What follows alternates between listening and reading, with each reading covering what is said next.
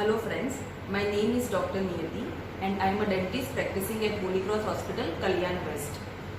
जैसे मैंने मेरे पिछले वीडियो में आपको प्रॉपर ब्रशिंग टेक्निक के बारे में समझाया था, इस वीडियो में मैं आपको रूट कैनाल ट्रीटमेंट के बारे में थोड़ा एक्सप्लेन करूंगी। ट्रीटमेंट के बारे में जानने से पहले मैं आपको नॉर्मल टूथ स्ट्रक्चर के बारे में कुछ आइडिया दूंगी। ये आपका नॉर्मल टूथ है, उसको हम दो हिस्सों में डिवाइड करते हैं, क्राउन और रूट। जो क्राउन होता है वो आपके ओरल कैविटी में दिखता है और जो रूट होता है वो मसूड़ों के नीचे होता है। क्राउन पोर्शन में 3 लेयर्स होते हैं, इनेमल, डेंटिन और पल्प। जब खाना खाने के बाद सफाई नहीं होती है अगर प्रॉपर, तो यहाँ पे अगर खाना फंसा रहता है तो बैक्टीरिया की वजह से दांतों में सड़न चालू होती है और कैविटी हो जाती है। वो कैविटी जब इनेमल और डेंटिन को क्रॉस करके पल्प तक पहुंचती है, तब आपको पेन और सेंसिटिविटी जैसी प्रॉब्लम हो सकती है। तब दांत में रूट कैनाल ट्रीटमेंट की जरूरत हो सकती है। एक यहाँ पे बहुत ही इंपॉर्टेंट पॉइंट है, जब कैविटी इनेमल और डेंटिन तक ही है, वो पल्प तक नहीं पहुंची है, तब रूट कैनाल ट्रीटमेंट की जरूरत नहीं होती है। तब सिर्फ फिलिंग करवाने से भी दांत को बचाया जा सकता है। लेकिन एक बार अगर कैविटी पल्प तक पहुंच गई, फिर रूट कैनाल ट्रीटमेंट की ही जरूरत होती है दांत में। कुछ केसेस में ऐसा होता है कि 2 दांतों के बीच में कैविटी होती है, तो ऊपर से आपका दांत बिल्कुल नॉर्मल दिखेगा, आपको लगेगा मेरे दांत में कोई कैविटी नहीं है, कुछ सडन नहीं है, फिर भी मुझे दांत में पेन और सेंसिटिविटी हो रही है। ऐसे केसेस में भी जब वो 2 दांतों के बीच में से भी कैविटी अगर पल्प तक पहुंच जाएगी, तब रूट कैनाल ट्रीटमेंट की जरूरत होती है दांत में।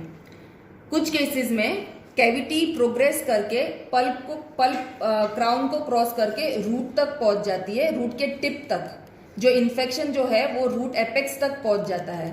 उस इन्फेक्शन की वजह से रूट के एपेक्स पे भी पस जमा हो सकता है, जिसकी वजह से मसूड़ों में भी सूजन आ सकती है, गाल में भी सूजन आ सकती है।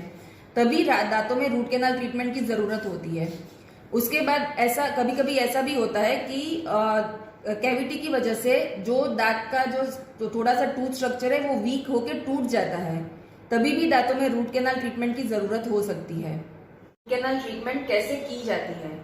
तो जब आप अपनी डेंटल प्रॉब्लम जैसे कि पेन, सेंसिटिविटी या फूड लॉजमेंट, वो डेंटल प्रॉब्लम्स लेके अपने डेंटिस्ट के पास जाएंगे, तो सबसे पहले आपका डेंटिस्ट एक डायग्नोस्टिक एक्सरे निकाल के ये कंफर्म करेगा कि रूट कैनाल ट्रीटमेंट की जरूरत है या नहीं, और रूट कैनाल ट्रीटमेंट आपके दांत में पॉसिबल है या नहीं।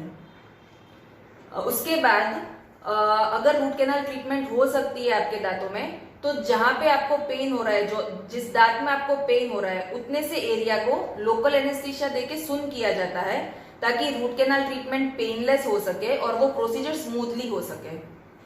की इफेक्ट होने के बाद जब उतना सा एरिया सुन हो जाता है, तो एक ड्रिल की मदद से रूट कैनाल की जो ओपनिंग होती है वहां तक पहुंच के फाइल्स और इरिगेंट्स की मदद से पूरी ही रूट कैनाल को क्लीन किया जाता है और डिसइंफेक्ट किया जाता है।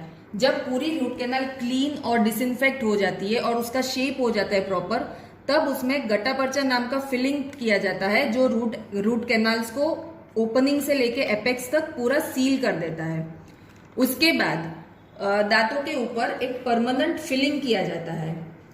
परमानेंट फिलिंग के बाद दांतों के ऊपर क्राउन करना पड़ता है। करने के बाद क्राउन बहुत ही जरूरी होता है।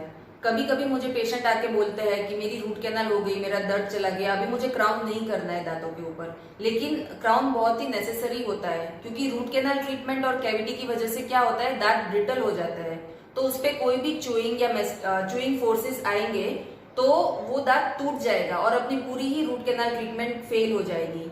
तो क्राउन करना बहुत ही जरूरी होता है। अब कैविटीज को प्रिवेंट कैसे किया जाए?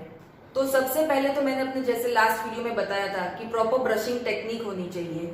उसके बाद जब भी आप कुछ खाना खाते हैं या मीठा खाते हैं, तो अपनी ओरल कैविटी को प्रॉपरली क्लीन कर लीजिए। आप माउथ वॉशेस भी यूज कर सकते हैं या नॉर्मल वाटर से भी क्लीन कर सकते हैं। उसके बाद दिन में 2 बार ब्रश बहुत जरूरी है, स्पेशली रात को सोने से पहले ब्रशिंग बहुत जरूरी होता है, क्योंकि जब भी आप अगर कुछ मीठा खाते हैं तो वो खाना फंस जाता है दांतों में, वो स्टिकी फूड फंस जाता है दांतों में, जिसकी वजह से कैविटीज होती है। तो रात को ये हैबिट डालिए कि ब्रश करने के बाद ही सोए। रेगुलर डेंटल चेकअप के लिए जाना चाहिए, on an average every 6 months dental checkup के लिए जाना चाहिए।